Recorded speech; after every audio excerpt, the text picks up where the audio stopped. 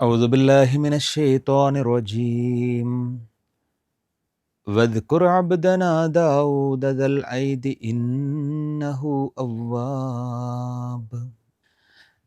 ഏറെ പ്രിയം നിറഞ്ഞവരെ, കഴിഞ്ഞ 4 എപ്പിസോഡുകളായി ബനോ ഇസ്രായേൽ സമൂഹത്തിൻ്റെ ഒരു ചരിത്രമാണ് നമ്മൾ പറയുന്നത്. ഖുർആനിൽ അല്ലാഹു സുബ്ഹാനഹു വ തആല വളരെ വിശദമായിട്ട് ആ സമൂഹത്തിൻ്റെ ഒരു ചരിത്രം നമ്മളുടെ മുന്നിൽ ഇങ്ങനെ പറയാണ്. ഒരുപാട് കഥകളായി, സംഭവങ്ങളായി, ഗുണപാഠങ്ങളായി, അവരിലേക്ക് വന്നിട്ടുള്ള നബിമാരെക്കുറിച്ച് ഒക്കെ നമുക്ക് പറഞ്ഞു തരുന്നുണ്ട്. അപ്പോൾ ഒടുവിലായി നമ്മൾ പറഞ്ഞു നിർത്തിയത് ദാവൂദ് നബി അലൈഹി സ്വലാമയെ കുറിച്ചാണ്. ആ ദാവൂദ് നബി അലൈഹി സ്വലാം അവിടെ രാജാവായി മാറുകയാണ്. ആ രാജാവായി മാറുന്ന ദാവൂദ് നബി അലൈഹി സ്വലാമയുടെ പ്രത്യേകതകൾ ഖുർആൻ പറയുന്നുണ്ട്. ആ പ്രത്യേകതകളിൽ ഏറ്റവും പ്രധാനപ്പെട്ടത്, അദ്ദേഹം വളരെ കരുത്തനായിരുന്നു എന്ന് നമ്മൾ പറഞ്ഞു. നേരത്തെ യുദ്ധത്തിൽ വലിയ അർത്ഥത്തിൽ വിജയം നേടിക്കൊടുത്തത് ദാവൂദ് നബിയായിരുന്നു. അങ്ങനെയാണ് അദ്ദേഹം അവിടുത്തെ ഭരണാധികാരി ആവുന്നത്. അപ്പോൾ നല്ല ശക്തിയും കരുത്തൊക്കെ ഉള്ള ആളാണെങ്കിലും അല്ലാഹു സുബ്ഹാനഹു വ തആല പൊതുവേ ഈ നല്ല ശക്തിയും കരുത്തും അങ്ങനെ അധികാരമൊക്കെ കൈവരുമ്പോൾ ആളുകൾ എന്തായി പോവും? ആളുകൾ പൊതുവേ ഒരു അഹങ്കാരവും ഒക്കെ ഉണ്ടാവും. ഞാൻ വലിയൊരാളാണ് എന്നുള്ളൊരു തോന്നലിലേക്കൊക്കെ പോവും. പക്ഷെ ദാവൂദ് നബി അലൈഹി സ്വലാം അങ്ങനെയൊന്നുമില്ല. അല്ലാഹു സുബ്ഹാനഹു വ തആല അദ്ദേഹത്തെ പരിചയപ്പെടുത്തുന്നത് അവ്വാബ് എന്നാണ്. അവ്വാബ് എന്ന് പറഞ്ഞാൽ എന്താ? അള്ളാഹുവിലേക്ക് ധാരാളമായി മടങ്ങുന്നവനാണ്. പ്രാർത്ഥന, ദിക്ർ, അതുപോലെ തന്നെ ഇസ്തിഗ്ഫാർ, ഇതൊക്കെ നൽകി അങ്ങേയറ്റത്തെ വിനയമുള്ള ആളായിരുന്നു എന്നുള്ളതാണ്. അത് വളരെ വലിയൊരു പാഠാണ് നമുക്ക്. ഇപ്പം നബിമാരെ കുറിച്ചൊക്കെ അല്ലാഹു സുബ്ഹാനഹു വ തആല ഇങ്ങനെ പറഞ്ഞു തരുമ്പോൾ ഓരുടെ ഒരുപാട് കഴിവുകൾ, അവരുടെ ഗുണങ്ങൾ ഒക്കെ പറയുമ്പോൾ തന്നെ അതിൻ്റെ കൂടെ പറയുന്ന ഒരു കാര്യമാണ് വിനയമുള്ള ആളുകളാണ് അവരെന്നാണ്. കാരണം ഒരുപാട് നന്മ ചെയ്യുമ്പോഴും ഒരുപാട് വലിയ വലിയ കാര്യങ്ങളൊക്കെ ചെയ്യുമ്പോൾ ചില ആളുകൾക്ക് തോന്നും ഞാൻ വലിയൊരാളാണെന്നൊക്കെ തോന്നും അല്ലേ. അപ്പോൾ അങ്ങനെ തോന്നാൻ പാടില്ല എന്നാണ്. മറിച്ച് അതിൽ എപ്പോഴും ഉണ്ടാവേണ്ടത് ഒരു വിനയാണ്. കാരണം ഇത് പടച്ചോൻ എനിക്ക് തന്ന ഒരു ഔദാര്യമാണെന്നുള്ളത്. ദാവൂദ് നബി അലൈഹി സ്വലാമയുടെ പ്രത്യേകതകൾ പറയുന്നത് അദ്ദേഹത്തിൻ്റെ നിസ്കാരത്തെക്കുറിച്ചൊക്കെ പറയുന്നുണ്ട്. ചില ഹദീസുകളിലൊക്കെ കാണാൻ കഴിയും. അള്ളാഹ്ക്ക് ഭയങ്കര ഇഷ്ടമുള്ള ഒരു നിസ്കാരം ദാവൂദ് നബിയുടെ നിസ്കാരമായിരുന്നു. രാത്രിയിൽ അദ്ദേഹം കുറേ സമയം നിന്ന് നമസ്കരിക്കുമായിരുന്നു എന്നാണ്. അതുപോലെ തന്നെ ഏറ്റവും ഇഷ്ടപ്പെട്ട നോമ്പ് റസൂലുള്ളാഹി സ്വല്ലല്ലാഹു അലൈഹി വസല്ലം തന്നെ പറയുന്നുണ്ട്, ദാവൂദ് നബിയുടെ നോമ്പാണ് ഏറ്റവും ഇഷ്ടപ്പെട്ട നോമ്പ് എന്ന് പറയുന്നുണ്ട്. അതെങ്ങനെയായിരുന്നു? ദാവൂദ് നബി അലൈഹി സ്വലാം ഒരു ദിവസം നോമ്പ് എടുക്കും, പിറ്റേ ദിവസം നോമ്പെടുക്കില്ല, പിറ്റേ ദിവസം നോമ്പ് എടുക്കും, പിറ്റേ ദിവസം എടുക്കില്ല. അങ്ങനെയായിരുന്നു മൊത്തം ലൈഫിൽ എന്നാണ്. നമ്മളിപ്പോൾ സാധാരണ റമദാനിൽ ഒരു മാസം മൊത്തം നോമ്പെടുക്കുകയാണല്ലോ. അപ്പോൾ അന്നത്തെ രീതിയിൽ ദാവൂദ് നബി അലൈഹി സ്വലാം ഒരു ദിവസം നോമ്പ്, ഒന്നിടവിട്ട ദിവസങ്ങളിലൊക്കെ നോമ്പ് നോൽക്കുന്നൊരു രീതി അദ്ദേഹത്തിന് ഉണ്ടായിരുന്നു. അത് അള്ളാഹുവിന് ഭയങ്കര ഇഷ്ടമായിരുന്നു എന്ന് ഹദീസുകളിലൊക്കെ കാണാൻ കഴിയും. അതുപോലെ തന്നെ ദാവൂദ് നബി അലൈഹി സ്വലാമയുടെ മറ്റൊരു പ്രത്യേകത, അദ്ദേഹം അവിടുത്തെ ഭരണാധികാരിയൊക്കെ ആയിരുന്നല്ലോ. അതിൻ്റെ ഒരുപാട് പ്രവർത്തനങ്ങളും കാര്യങ്ങളൊക്കെ ഉണ്ടാവും. പക്ഷേ അദ്ദേഹത്തിൻ്റെ ജീവിതം മുന്നോട്ട് കൊണ്ടുപോകാനായി അദ്ദേഹം ചെയ്തിരുന്നത്, അദ്ദേഹം സ്വന്തമായിട്ടൊരു പണി ചെയ്തിരുന്നു എന്നാണ്. അതുകൊണ്ടാണ് ഹദീസിൽ കാണാൻ കഴിയും, റസൂലുള്ളാഹി സ്വല്ലല്ലാഹു അലൈഹി വസല്ലം പറയുന്നുണ്ട്, അള്ളാഹ്ക്ക് ഏറ്റവും ഇഷ്ടപ്പെട്ട വിഭവം എന്ന് പറഞ്ഞാൽ നമ്മൾ അധ്വാനിച്ച് നമ്മൾ ജോലി ചെയ്ത് സമ്പാദിച്ച സമ്പാദ്യത്തിൽ നിന്ന് ഭക്ഷണം വാങ്ങി കഴിക്കുന്നതാണ് അള്ളാഹുവിന് ഏറ്റവും ഇഷ്ടപ്പെട്ട ഭക്ഷണം എന്ന് പറയുന്നുണ്ട്. ആ ഹദീസിൻ്റെ ബാക്കി പറയുന്നത്, ദാവൂദ് നബി അലൈഹി സ്വലാം അധ്വാനിച്ച് സമ്പാദിച്ചിട്ടാണ് ഭക്ഷണം കഴിച്ചിരുന്നതെന്നാണ്. ഇപ്പോൾ രാജാവാകുമ്പോൾ ശരിക്കും രാജ്യത്തിൻ്റെ സമ്പത്ത് ഉണ്ടാവുമല്ലോ, രാജാവിന് അതിൽ നിന്ന് എടുക്കാം. പക്ഷേ ഇദ്ദേഹം അങ്ങനെയൊന്നും എടുക്കാതെ സമ്പാദ്യത്തിന് വേണ്ടി, ഭക്ഷണത്തിന് വേണ്ടിയിട്ട് മറ്റു ചില ജോലികൾ കൂടി ചെയ്തിട്ടാണ് മുന്നോട്ട്. അപ്പോൾ ഇങ്ങനെയൊക്കെ ദാവൂദ് നബി അലൈഹി സ്വലാമയെ പരിചയപ്പെടുത്തുന്നുണ്ട്. ഇദ്ദേഹം ബനൂ ഇസ്രായേൽ സമൂഹത്തിലേക്ക് നിയോഗിക്കപ്പെടുകയാണ്. അങ്ങനെ നേരത്തെ നമ്മൾ പറഞ്ഞു, പല രീതിയിൽ വഴിതെറ്റിപ്പോയ ഒരു ജനതയായിരുന്നു. ഷിർക്കും അതുപോലെ അന്ധവിശ്വാസങ്ങളും അനാചാരങ്ങളും ഒക്കെ അവരിൽ പിടികൂടിയിരുന്നു. അങ്ങേയറ്റത്തെ ദൗർബല്യങ്ങളുണ്ടായിരുന്നു. അവരെ പതിയെ പതിയെ അവരെ തിരിച്ചു കൊണ്ടുവരികയാണ്. അവരുടെ രാജ്യത്തെ ശക്തിപ്പെടുത്തുകയാണ്. അവർക്ക് ആത്മവിശ്വാസം നൽകുകയാണ്. നീതിയോടെയുള്ളൊരു ഭരണം അവിടെ കാഴ്ചവെക്കുകയാണ്. അല്ലാഹു സുബ്ഹാനഹു വ തആല പറയുന്നുണ്ട്, യാ ദാവൂദ് ഇന്നാ ജഅൽനാക ഖലീഫത്തൻ ഫിൽ അർള് ഫഹ്കും ബൈനന്നാസ് ബിൽ അദ്ൽ. അല്ലയോ ദാവൂദ്, നിന്നെ ഞാൻ ഇവിടെ ഖലീഫയാക്കിയിരിക്കുന്നു, ഇവിടുത്തെ ഭരണാധികാരിയാക്കിയിരിക്കുന്നു. താങ്കൾ എന്ത് ചെയ്യണം? താങ്കൾ നീതിയോടുകൂടി കാര്യങ്ങൾ നിർവഹിക്കണം എന്ന് പറയുന്നുണ്ട്. ഒരു കേസ് അതുമായി ബന്ധപ്പെട്ട് സുലൈമാൻ നബി അലൈഹി സ്വലാമിയുടെ ചരിത്രത്തിൽ നമുക്ക് വിവരിക്കാം. അങ്ങനെ ദാവൂദ് നബി അലൈഹി സ്വലാമക്ക് ശേഷം അദ്ദേഹത്തിൻ്റെ മകൻ സുലൈമാൻ നബി അലൈഹിസ്സലാം ഭരണാധികാരിയാവുകയാണ്. അപ്പോൾ പിന്നെ അള്ളാഹു സുബ്ഹാനഹു തആല രണ്ടാളെയും ചേർത്തുകൊണ്ട് പറയുന്നത് ഇൽമ് എന്ന് പറയുന്നുണ്ട്. അതായത് ദാവൂദ് നബിക്കും സുലൈമാൻ നബിക്കും നാം ഇൽമ് നൽകിയിട്ടുണ്ടായിരുന്നു. അപ്പോൾ അവരുടെ രാജാവാകാനുള്ള ഏറ്റവും പ്രധാനപ്പെട്ട ഒരു ശ്രേഷ്ഠത, ഭരണാധികാരിയാകാനുള്ള അവരുടെ ഏറ്റവും വലിയ യോഗ്യതയായിട്ട് ഖുർആൻ പറയുന്നത് അവർക്ക് ഇൽമുണ്ടായിരുന്നു എന്നാണ്. അപ്പോൾ ഇൽമുണ്ടാവുക, അറിവുണ്ടാവുക, വിനയമുണ്ടാവുക, കരുത്തുണ്ടാവുക എന്നതൊക്കെയാണ് ലീഡർഷിപ്പിനുള്ള വലിയ ക്വാളിറ്റിയായിട്ട് ഖുർആൻ പറയുന്നത്. അപ്പോൾ ഈ അറിവ് ഉപയോഗിച്ചുകൊണ്ട് സുലൈമാൻ നബി അലൈഹിസ്സലാം ആ ജനതയെ വീണ്ടും മുന്നോട്ട് നയിക്കുകയാണ്. അപ്പോൾ സുലൈമാൻ നബി അലൈഹിസ്സലാമയുടെ ഒരു നീതിബോധത്തെക്കുറിച്ച് പറയുന്ന ഒരു സംഭവം ഖുർആൻ പറയുന്നുണ്ട്. അതായത് ദാവൂദ് നബി ഭരണാധികാരിയായിരിക്കുന്ന സമയത്ത് നടക്കുന്ന ഒരു സംഭവമാണ്. 2 പേര് വരികയാണ്, കേസുമായിട്ടാണ് വരുന്നത്. ഒരാൾ കേസായിട്ട് വരികയാണ്. അതായത് എൻ്റെ കൃഷിയിടം അപ്പുറത്തുള്ള എൻ്റെ അയൽവാസിയായ ആളിൻ്റെ ആടുകൾ വന്ന് നശിപ്പിച്ചു എന്നതാണ് പരാതി. അതായത് ഇയാൾക്ക് കുറേ കൃഷിയൊക്കെ ഉണ്ടായിരുന്നു. അപ്പുറത്തെ വീട്ടിൽ താമസിക്കുന്ന ആൾക്ക് കുറേ ആടുണ്ടായിരുന്നു.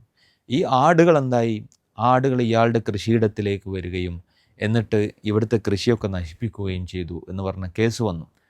ഉടനെ ദാവൂദ് നബി അലൈഹിസ്സലാം എന്ത് ചെയ്തു, ആ ആടുകളെ മുഴുവൻ ഇയാൾക്ക് കൊടുക്കാൻ വേണ്ടി പറഞ്ഞു.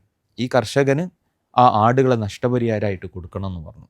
അപ്പോൾ അതൊരർത്ഥത്തിൽ നീതിയുള്ളൊരു വിധി തന്നെയാണ്. കാരണം ഇയാളുടെ കൃഷി നശിച്ചുപോയി, ഇയാളുടെ ആടുകൾ കാരണമാണ്. അതുകൊണ്ട് അതിന് പകരമായിട്ട് ഇയാളുടെ ആടുകൾ വിട്ട് നൽകണം എന്ന് പറഞ്ഞു. അപ്പോൾ സുലൈമാൻ നബി കുട്ടിയാണ്. അപ്പോൾ അദ്ദേഹം പറയുന്നുണ്ട്, എനിക്കിതിലൊരു മറ്റൊരു സൊല്യൂഷൻ, ഒരു അഭിപ്രായമുണ്ട് എന്ന് പറഞ്ഞു.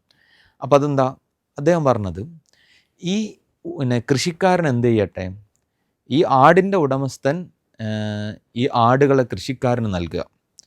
ഈ തോട്ടം എന്താക്കുക, ആടിൻ്റെ ഉടമസ്ഥൻ ഈ കൃഷി ഈ നശിപ്പിക്കപ്പെടുന്നതിന് മുമ്പ് ഏതവസ്ഥയിലാണോ ആ അവസ്ഥയിലാവുന്നത് വരെ ആ കൃഷിയെ പരിപാലിച്ച് അവിടെ പണിയൊക്കെ ചെയ്ത് ആ കൃഷിയെ നന്നാക്കിയെടുക്കുക. അതുവരെ ഈ ആടുകൾ ഈ കർഷകൻ്റെ അടുത്ത് വെക്കട്ടെ, അയാളതിൻ്റെ പാലും മറ്റു കാര്യങ്ങളൊക്കെ ഉപയോഗിക്കട്ടെ. എന്നിട്ട് ഈ കൃഷിയിലുള്ള ആ ഒരു സംഗതി ആട് നശിപ്പിക്കുന്നതിന് മുമ്പ് ഏതവസ്ഥയിലാണോ ആ അവസ്ഥയിലെത്തിയാൽ ഇയാൾ എന്ത് ചെയ്യുക, ഈ കൃഷിയിടം ഇയാൾക്ക് തിരിച്ചു കൊടുക്കുക, ഇയാൾ ആടിനെ മറ്റുള്ളവർക്കും തിരിച്ചു കൊടുക്കുക. അപ്പോൾ അത് കുറച്ചും കൂടി നല്ല ഒരു തീരുമാനമായിട്ട് ദാവൂദ് നബി അലൈഹി സ്വലാമക്ക് തോന്നുകയും സുലൈമാൻ നബിയെ അഭിനന്ദിക്കുകയൊക്കെ ചെയ്യുന്നുണ്ട്. അപ്പോൾ സുലൈമാൻ നബി കുട്ടിയായിരുന്നു. അങ്ങനെ ദാവൂദ് നബി അലൈഹി സ്വലാമക്ക് ശേഷം സുലൈമാൻ നബി അലൈഹി സ്വലാമാണ് ഭരണാധികാരിയാവുന്നത്. അദ്ദേഹത്തിൻ്റെ പ്രത്യേകത ഖുർആൻ തന്നെ പറയുന്നത്, അതുവരെ ഒരാൾക്കും നൽകപ്പെടാത്ത അത്രയും പവറും ശക്തിയും കഴിവുകളും ഒക്കെ നൽകിയ ഒരാളായിരുന്നു സുലൈമാൻ നബി അലൈഹി സ്വലാം. ഒരു സാധാരണ മനുഷ്യർക്കില്ലാത്ത കുറേ കാര്യങ്ങൾ അള്ളാഹു സുലൈമാൻ നബിക്ക് നൽകിയിരുന്നു. ഖുർആൻ പറയുന്നുണ്ട്, മൻതിഖത്വയർ, പക്ഷികളുടെ സംസാരം മനസ്സിലാവുന്ന, പക്ഷികൾ പറയുന്നത് മനസ്സിലാവുന്ന, അവർക്ക് തിരിച്ചു പറയാൻ കഴിവ് അദ്ദേഹത്തിന് നൽകി. അതുപോലെ മറ്റു ജീവികൾ, ഉറുമ്പ് സംസാരിക്കുന്നത് മനസ്സിലാക്കുന്നുണ്ട്. അതുപോലെ തന്നെ സുലൈമാൻ നബി അലൈഹി സ്വലാമക്ക് ജിന്നുകൾ കീഴ്പ്പെടുത്തിയിരുന്നു എന്നാണ്. അപ്പോൾ ജിന്നുകൾ എന്ന് പറയുന്നത് പലതരം ശക്തികൾ അവരെ ഉപയോഗിച്ചുകൊണ്ട് പല കാര്യങ്ങളും സുലൈമാൻ നബി അലൈഹി സ്വലാമക്ക് ചെയ്യാൻ പറ്റും. അങ്ങനെ അദ്ദേഹത്തിന് വേണ്ടി പലതും ജിന്നുകൾ ഉണ്ടാക്കി കൊടുത്തതായിട്ടൊക്കെ ഖുർആൻ പറയുന്നുണ്ട്. കാറ്റിനെ കീഴ്പ്പെടുത്തി കൊടുത്തു, അദ്ദേഹം ഉദ്ദേശിക്കുന്ന ദിശയിലേക്ക് കാറ്റ് തിരിച്ചുവിടാനൊക്കെ. അപ്പോൾ ഇങ്ങനെ ഭയങ്കര അമാനുഷികമായ പല കഴിവുകളും അള്ളാഹു അദ്ദേഹത്തിന് നൽകി. അദ്ദേഹം ആ കഴിവുകളൊക്കെ നേരായ മാർഗത്തിൽ ഉപയോഗിച്ചു. അദ്ദേഹം ഒരിക്കലും അഹങ്കാരം കാണിക്കുന്നില്ല. ഇപ്പോൾ ഒരു സംഭവം നമുക്കറിയാമല്ലോ, അദ്ദേഹവും കുതിരപ്പുറത്ത് അദ്ദേഹവും പടയാളികളും പോകുമ്പോൾ ഉറുമ്പ് സംസാരിക്കുന്നത് കേൾക്കുന്നത്. ആ ഉറുമ്പ് എന്താ പറയുന്നത്, വേഗം മാളത്തിലേക്ക് പോയിക്കോളും, സുലൈമാനും സൈന്യവും വരുന്നുണ്ട്, നമ്മൾ ഈ റോട്ടിൽ നിന്നാൽ നമ്മളെ ചതച്ചരക്കും. അപ്പോൾ സുലൈമാൻ നബി കുതിരയെ നിർത്തി എന്നിട്ട് ചിരിക്കുന്നുണ്ട്. അപ്പോൾ ആ ഉറുമ്പ് പോകുന്നവരോ കാത്തു നിൽക്കണം. എന്നിട്ട് സുലൈമാൻ നബി പ്രാർത്ഥിക്കുകയാണ്, അല്ലാഹുവേ, നീ ചെയ്തെന്ന അനുഗ്രഹങ്ങൾക്കൊക്കെ എനിക്ക് നന്ദി കാണിക്കാൻ കഴിയണേ. അപ്പോൾ ഇതൊരു വിനയാണ്. അതായത് പടച്ചോൻ ഇങ്ങനെ ഒരുപാട് കഴിവ് നൽകുമ്പോൾ ഞാൻ ഭയങ്കര സംഭവമാണ് എന്നൊരു അഹങ്കാരത്തിലേക്ക് പോവുകയല്ല ചെയ്യുന്നത്. മറിച്ച് പടച്ചോനെ, നീ ഇത് തന്ന അനുഗ്രഹങ്ങളൊക്കെ വലിയ കടപ്പാട് ഞാൻ ചെയ്യേണ്ട ആളാണല്ലോ, ഞാൻ ഇതിനൊക്കെ നന്ദി കാണിക്കണമല്ലോ എന്ന് വിചാരിച്ച ആൾ. ഇതാണ് ഒരു വിശ്വാസിയുടെ മാനസികാവസ്ഥ പറയാൻ. അങ്ങേയറ്റം അറിവുള്ള ആൾ കൂടിയായിരുന്നു. ഇപ്പോൾ സുലൈമാൻ നബിയുടെ ജീവിതത്തിലെ വലിയൊരു സംഭവം ഖുർആൻ പറയുന്നത്, ഹുദ്ഹുദ് എന്നൊരു പക്ഷിയെക്കുറിച്ച് പറയുന്നുണ്ട്. ഒരു പക്ഷി വന്നിട്ട് സുലൈമാൻ നബിയോട് പറയുന്നുണ്ട്, അപ്പുറത്തൊരു രാജ്യമുണ്ട്, സബ് എന്ന് പറയുന്നൊരു നാട്, അവിടെ ഒരു സ്ത്രീയാണ് അധികാരം നടത്തുന്നത്. ആ ആളുകൾ അവർ ഏതിനൊക്കെയോ ആരാധിച്ചുകൊണ്ടിരിക്കുന്ന ആളുകളാണ്. അവർക്ക് അള്ളാനൊന്നും അറിയില്ല. സുലൈമാൻ നബി എന്ത് ചെയ്തു? അവരെ ഇസ്ലാമിനെ പരിചയപ്പെടുത്താൻ വേണ്ടിയിട്ട് അവർക്ക് കത്തയച്ചു. അവരെ കൊട്ടാരത്തിലേക്ക് വിളിച്ചു. അങ്ങനെ കൊട്ടാരത്തിലേക്ക് വിളിക്കുമ്പോൾ ഒരു സംഭവം നടക്കുന്നുണ്ട്. അതായത് അവർ വരുമ്പോൾ ഒരു സർപ്രൈസ് ആയിട്ട് അവർക്ക് എന്തെങ്കിലും കാണിച്ചു കൊടുക്കണം. എന്ത് ചെയ്യും? അപ്പോൾ പലതരം ചർച്ച നടക്കുകയാണ്. അപ്പോൾ അതിലൊരാൾ പറഞ്ഞു, അവരവിടുന്ന് പുറപ്പെട്ടതിന് ശേഷം അവർ ക്ഷണിച്ചപ്പോൾ അവർ വരുന്നുണ്ട്. അവരവിടുന്ന് പുറപ്പെട്ടതിന് ശേഷം അവരുടെ സിംഹാസനം അവരെത്തുന്നതിന് മുമ്പ് ഇവിടെ കൊണ്ടുവന്ന് വെക്കണം. അപ്പോൾ അവർ വന്ന് കയറുമ്പോൾ ഓരോ സിംഹാസനം ഇവിടെ കാണണം. അപ്പോൾ അത്ഭുതപ്പെടും. ഇന്ന് അതൊരു അത്ഭുതമാവില്ല അല്ലേ? ഇന്നിപ്പോൾ പല വഴി ഉണ്ടാവും. കാരണം പല സ്പീഡിലുള്ള വാഹനങ്ങളൊക്കെ ഉണ്ടായതുകൊണ്ട് അവിടുന്ന് വന്ന ആളുകളുടെ വാഹനം വരുന്നതിനേക്കാൾ സ്പീഡിൽ കൊണ്ടുവരാൻ പറ്റുന്ന മാർഗ്ഗമൊക്കെ ഉണ്ടാവും. പക്ഷെ അന്ന് അങ്ങനെയൊന്നുമില്ല. അന്നിപ്പോൾ ഉണ്ടാവുക കുതിരയും ഒട്ടകമൊക്കെ ആയിരിക്കും. അതെല്ലാവരുടെ കയ്യിലും ഒരേ സ്പീഡാണ്. അപ്പോൾ അതുകൊണ്ട് അവരവിടുന്ന് പോന്നിട്ട് പിന്നെ ആ സിംഹാസനം പോയി ഇവിടെ എത്തിക്കുമ്പോൾ അതിലൊരു അത്ഭുതം അന്നുണ്ട്. അപ്പോൾ ആര് കൊണ്ടുവരും എന്ന് ചർച്ചയായി. അപ്പോൾ കാല ഇഫ്രീത്തും മിനൽ ജിൻ അന ആതീക ബിഹി കബല അൻ തഖൂമ മിൻ മഖാമിക് എന്ന് പറഞ്ഞു. അപ്പോൾ ഇഫ്രീത്ത് എന്ന് പറഞ്ഞൊരു ജിന്ന് പറഞ്ഞു, ഞാനത് കൊണ്ടുവരാം, താങ്കൾ എഴുന്നേറ്റ് ഇരിക്കുന്നതിന് മുമ്പ്, അല്ലെങ്കിൽ ഈ യോഗം പിരിയുന്നതിന് മുമ്പ് എന്തായി, ഞാനതൊന്ന് കൊണ്ടുവരാമെന്ന് പറഞ്ഞു. അപ്പോൾ കാലല്ലതി ഇൻദഹു ഇൽമും മിനൽ കിതാബ് അന ആതീക ബിഹി കബല അയ്യർത്തദ്ദ ഇലൈക തൊർഫുക. വേറൊരാൾ പറഞ്ഞു, ആരാണ് പറഞ്ഞതെന്നൊന്നും ഖുർആൻ പറയുന്നില്ല, താങ്കൾ കണ്ണടച്ച് തുറക്കുന്നതിന് മുമ്പ് ഞാനത് ഇവിടെ എത്തിച്ചു തരുന്നു പറഞ്ഞു. അങ്ങനെ എത്തിച്ചു എന്നാണ്. കണ്ണടച്ച് തുറക്കും വേഗത്തിൽ ഇവിടെ എത്തിച്ചു. അപ്പോൾ അതിൽ ആ ആളുടെ പ്രത്യേകത പറയുന്നത് ഇൽമുണ്ടായിരുന്ന ആളാണെന്നാണ്. അപ്പോൾ അറിവും വേഗതയും സ്പീഡും തമ്മിലുള്ളൊരു കണക്ഷൻ കൂടി നമുക്കതിൽ വായിച്ചെടുക്കാൻ പറ്റും അല്ലേ? ഇന്നത്തെ കാലത്ത് നമുക്കറിയാം, മനുഷ്യന് അറിവ് വർദ്ധിക്കുമ്പോൾ എന്താ സംഭവിക്കുന്നത്? വേഗത വർദ്ധിക്കുകയാണ്. എല്ലാത്തിലും വേഗത വർദ്ധിക്കുക. നമ്മൾ ഉപയോഗിക്കുന്ന ഫോണിലെ ഇൻ്റർനെറ്റിൻ്റെ സ്പീഡ് നമുക്കറിയാമല്ലോ. ആദ്യം 2G ആയിരുന്നു, 3G ആയത്, 4G ആയി, 5G എത്തി നിൽക്കുന്നൊരു കാലത്ത് നമ്മൾ 5G ഉപയോഗിച്ചുകൊണ്ടിരിക്കുന്നു. ഭയങ്കര സ്പീഡാണ്. അപ്പോൾ മനുഷ്യന് അറിവ് വർദ്ധിക്കുമ്പോൾ കാര്യങ്ങളൊക്കെ വളരെ വേഗത്തിലാവുകയാണ്. അതിലേക്കുള്ളൊരു സൂചന കൂടിയാണ് സുലൈമാൻ നബി അലൈഹി സ്വലാമയുടെ ആ സംഭവത്തിൽ നമുക്ക് കാണാൻ പറ്റുക. ഏതായാലും സഭയിലെ രാജ്ഞി വന്നു, അവരിതൊക്കെ കണ്ട് അത്ഭുതപ്പെട്ടു. അവസാനം അവർ ഇസ്ലാമിലേക്ക് വന്നു. അതൊക്കെയാണ് ചരിത്രം പറയുന്നത്. ഏതായാലും ബനു ഇസ്രായേൽ സമൂഹത്തിൻ്റെ ചരിത്രവുമായിട്ട് ബന്ധപ്പെട്ട ഒരു പ്രധാനപ്പെട്ട ഭാഗമാണ് ദാവൂദ് നബി അലൈഹി സ്വലാം, സുലൈമാൻ നബി അലൈഹി സ്വലാം. അവർ ആ ഒരു സമൂഹത്തെ, മൂസാ നബി അലൈഹി സ്വലാമൊക്കെ ശേഷം പിന്നീട് പലതരത്തിൽ ദൗർബല്യങ്ങൾ വന്നു പോയ, പലതരത്തിൽ ദുർബലരായിപ്പോയ സമൂഹത്തെ ഇവർ രണ്ടുപേരും ചേർന്നുകൊണ്ട് വളരെ ശക്തരായ നല്ല ഒരു സമൂഹമാക്കി മാറ്റുകയാണ്. പക്ഷേ സുലൈമാൻ നബിക്ക് ശേഷം വീണ്ടും അവിടെ പ്രശ്നങ്ങൾ ആരംഭിക്കുകയാണ്. ഇൻഷാ അല്ലാഹ് അതിനെക്കുറിച്ച് നമുക്ക് അടുത്ത എപ്പിസോഡിൽ സംസാരിക്കാം. അല്ലാഹു സുബ്ഹാനഹു വ തആല നമ്മളെ അനുഗ്രഹിക്കുമാറാകട്ടെ. അസ്സലാമു അലൈക്കും വറഹ്മത്തുള്ളാഹി വബറകാതുഹു.